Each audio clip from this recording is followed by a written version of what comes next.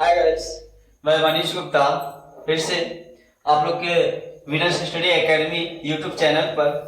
देखिए, आज जो मेरी टॉपिक है वो साइंस है। ठीक है, जो साइंस से भी केमिस्ट्री आप लोग का है कि क्लास 10th का जो साइंस है, फर्स्ट चैप्टर आप लोग का है रासायनिक अभिक्रियाएं एवं समीकरण। ठीक है, तो हम लोग वही अभी प्रस्तावना जानेंगे, यानी इसकी परिचय जानेंगे हम लोग कि रासायनिक अभिक्रियाएं क्या होती है और उनकी अलग अलग समीकरण क्या होती है। ठीक है, उसके बाद इसके नेक्स्ट जो भी है पार्ट बाय पार्ट वीडियो आप लोग तक पहुंच जाएगी।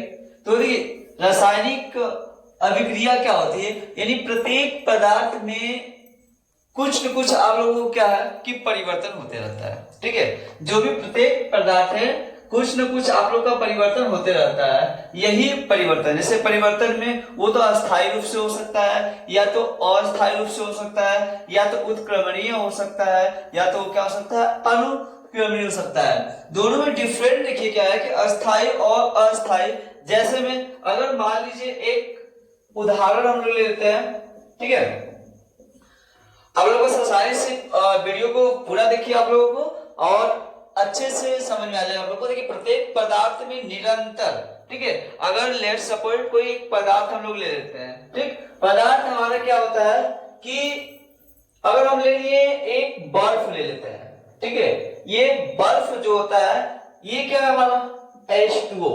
ठीक है, जो बर्फ है H2O ले लिए, तो H2O क्या होता है कि इसका परिवर्तन जो होता है वो H2O यानी बर्फ से पिघल कर वो क्या बन सकता है, पानी बन सकता है। क्या बनेगा, पानी बन सकता है। यानी ये अस्थायी रूप है, अस्थायी रूप नहीं है। या तो इसको हम लोग उत्क्रमणीय भी बोल सकते हैं। यानी क्यों बोलते हैं अस्थायी रूप और क्यों बोलते हैं उत्क्रमणीय रूप, आप लोगों को मैं ये बता दे रहा हूं। ठीक है, देखिए बर्फ से क्या हो गया, ये पानी हो गया। लेकिन अगर हम लोग पानी को भी ठंडा करने पर, पानी को फ्रीज करने पे यानी ठंडा करने पे वो वापस फिर क्या बन जाएगा, बर्फ बन सकता है। इसलिए अगर ये हम लोग ये कह सकते हैं कि जो बर्फ है वो क्या हुआ है, पानी हुआ है। ठीक है, और जो पानी है वो क्या हो गया है, बर्फ हो गया। ठीक है, तो ये अस्थायी रूप से हमारा क्या है, ये जो अस्थायी रूप से H2, पानी का भी क्या होगा हमारा H2O हो जाएगा और बर्फ का भी क्या हो जाएगा H2O। यानी हम लोग ये कह सकते हैं कि जो हमारा ये एक पदार्थ है, ठीक है, और ये पदार्थ में कुछ न कुछ परिवर्तन होते रहा, वो बर्फ से पानी हो गया, फिर पानी से पुनः क्या हो गया, बर्फ हो गया। ठीक है, ये अस्थायी रूप से हमारा होता है। लेकिन अगर हम लोग क्या कर सकते हैं कि जब पानी को, ठीक है, पानी को अगर हम लोग लेते हैं, हाँ, पानी को अगर हम लोग गर्म कर रहे हैं, पानी क्या H2O, H2O को गर्म कर रहे हैं, तो देखिए हमारा क्या हो सकता है, ये H अलग हो गया और O अलग हो गया गर्म करने पे। ठीक है, यानी हम लोग बोल सकते हैं कि हाइड्रोजन और क्या हो जाएगा, ऑक्सीजन। समझ में आप लोग। अब देखो यही एक केस हमारा है कि बर्फ को पिघलाए हैं तो वो पानी बन गया, फिर पानी को हम लोग क्या किए, ठंडा किए तो वो बर्फ वापस बन गया। ये अस्थायी क्रिया। यानी कि अस्थायी क्रिया हमारा क्या होता है, अगर पानी को गर्म करने पे वो हाइड्रोजन ऑक्सीजन की मात्रा में हो जाता है, हाइड्रोजन और ऑक्सीजन के रूप में, ये तो हो गया। लेकिन ये वापस हम लोग कुछ भी करें लेकिन वो पानी क्या हो सकता है, बन नहीं सकता। इसलिए क्या हो जाएगा, ये अस्थायी रूप से हो जाएगा। ठीक है, तो यही बताया गया आप लोग का रासायनिक अभिक्रियाएं बताइए। अगर कोई भी पदार्थ है तो वो पदार्थ क्या है कि निरंतर कुछ न कुछ हमारा क्या है, परिवर्तन होते रह रहा है। अभी वो कभी देखिए बर्फ से पानी हो गया, पानी से बर्फ हो गया, या फिर पानी को गर्म करने पे कुछ तो बना, हाइड्रोजन बना, ऑक्सीजन बना, लेकिन इसको पुनः ये नहीं बन सकता है। ये पुनः यानी हम लोग ये कह सकते हैं जो H2O है वो हमारा पुनः वापस ये नहीं बना, इसलिए क्या हो जाएगा, अस्थायी रूप से हो जाएगा। ठीक है, तो अब जो हमारा बताया है कि रासायनिक अभिक्रिया, यानी ये अभिक्रियाएं भी हम लोग के प्रकार पढ़ेंगे। जैसे अभिक्रिया, भौतिक अभिक्रिया होती है, रासायनिक अभिक्रिया होती है, सेम यही कंडीशन होता है। बस आप लोगों को छोटी सी जानकारी चाहिए था, इसलिए मैं पहले ही आप लोगों को दे दिए। ठीक है, जो सेम हमारा यही होता है। ठीक है, तो इसको अभी इरेज करते हैं और इरेज करने के बाद हम क्या करते हैं, आप लोगों को दो टाइप्स पढ़ाएंगे, एक भौतिक अभिक्रिया पढ़ाएंगे और एक रासायनिक अभिक्रिया पढ़ाएंगे। ठीक है, और कोई भी डाउट्स होगा आप लोग क्लियर कीजिए।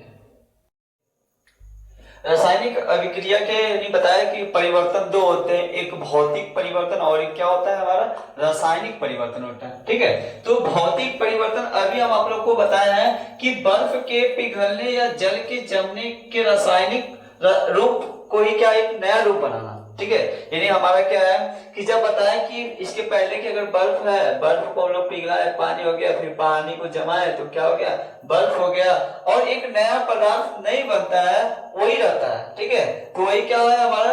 और इसमें देखिए अगर एक बर्फ लिए और ये बर्फ जो अगर बर्फ है और ये बर्फ को पिघलाएंगे वो पानी बन जाएगा। ठीक है, लेकिन दोनों में इंपॉर्टेंट क्या है, अगर ये मान लीजिए 1 लीटर है पूरा बर्फ को किलो में नाप सकते हैं, तो पानी भी हमारा, यानी दोनों का जो मास होता है, द्रव्यमान होता है, उसमें कोई परिवर्तन नहीं होता है। ठीक है, ये बर्फ से पानी हो जाए चाहे पानी से बर्फ हो जाए, लेकिन इस द्रव्यमान में कोई परिवर्तन नहीं होता है। ठीक है, और एग्जाम्पल हम लोग देखते हैं।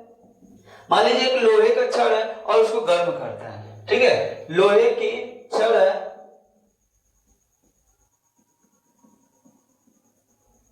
छड़ को गर्म करने पर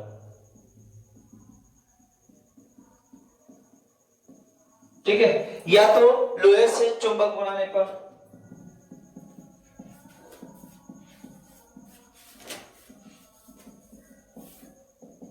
ठीक है, ये सब क्या है कि हमारे टोटल किस परिवर्तन में आते हैं, भौतिक परिवर्तन में आते हैं। देखो भौतिक परिवर्तन यहाँ पे दिया भी हम इसलिए आप लोगों को बताने से ज्यादा डेफिनेशन इसलिए दे रहे हैं ताकि आप लोग इस डेफिनेशन को याद कर सको और अपने कॉपी पे इसको नोट कर सको आप लोग। ठीक है, सुनने से तो बस 2 मिनट तक रहेंगे, लेकिन नोट कर लोगे तो आप लोग एनी टाइम रिविजन कर लोगे। देखिए भौतिक परिवर्तन बर्फ के पिघलने या जल के जमने में रासायनिक रूप से कोई नया पदार्थ नहीं बनता और न ही द्रव्यमान में कोई परिवर्तन होता है, अतः यह अस्थायी परिवर्तन। जैसे इसमें द्रव्यमान बताया, अभी यहाँ पे आप लोगों को द्रव्यमान में भी यानी इसके वजन में कोई परिवर्तन नहीं होता है। ठीक है, और इसमें जैसे लोहे की छड़ है उसको गर्म कर दिए, ठीक है, या तो लोहे से वाष्पिक ले लिए रूप में, या तो हम लोग लोहे से क्या कर दिए चुंबक बना दिए। तो ये सब कारक जो होते हैं वो उसको हम लोग क्या कहते हैं, भौतिक परिवर्तन कहते हैं। यानी अतः इसे क्या कहेंगे हम लोग, भौतिक परिवर्तन कहेंगे। ठीक है, रासायनिक अभिक्रिया में एक भौतिक परिवर्तन हम लोग जान लिए। दूसरा हमारा हम लोग क्या जानेंगे कि रासायनिक परिवर्तन क्या होता है। तो देखिए रासायनिक परिवर्तन में भी आप लोगों को बता दिए कि ऐसे परिवर्तन जिनमें पदार्थ की रासायनिक संरचना तथा रासायनिक बदल जाते हैं, रासायनिक परिवर्तन कहलाते हैं। देखिए उसमें पदार्थ में हमारा रासायनिक संरचना होना चाहिए। ठीक है, और अभी क्या है कि इसमें आप लोग पता है, और इसी को अगर हम देखो रासायनिक परिवर्तन में दे दिए। ठीक है, जैसे पानी है और पानी में हम लोग क्या कर दिए, विद्युत प्रवाहित कर दिए। पानी में क्या कर दिए, विद्युत प्रवाहित कर दिए, तो ये रासायनिक अभिक्रिया हो गया हमारे। तो इसमें चेंजिंग जो होगा, अब विद्युत प्रवाहित करेंगे तो बार बार बताया कि हाइड्रोजन हो या तो उसका ऑक्सीजन हो, फिर हाइड्रोजन ऑक्सीजन से हम लोग चाहेंगे तो वापस पानी नहीं बना पाएंगे। जब वापस हम लोग पानी नहीं बना पाएंगे तो वही क्या है हमारा, उसमें रासायनिक कहीं ना कहीं संरचना छुपा हुआ है, रासायनिक में बदल जाता है, इसलिए इसे हम लोग रासायनिक परिवर्तन कहते हैं। समझ में आया? ठीक है, और जब उसमें चेंजिंग नहीं कर सकते, जैसे में आप लोग का एग्जाम्पल इसका भी है। एग्जाम्पल में हम लोग क्या दे सकते हैं बताइए, एग्जाम्पल में क्या दे सकते हैं हम लोग। जैसे देखिए भोजन का पचना, ठीक है, भोजन का पचना,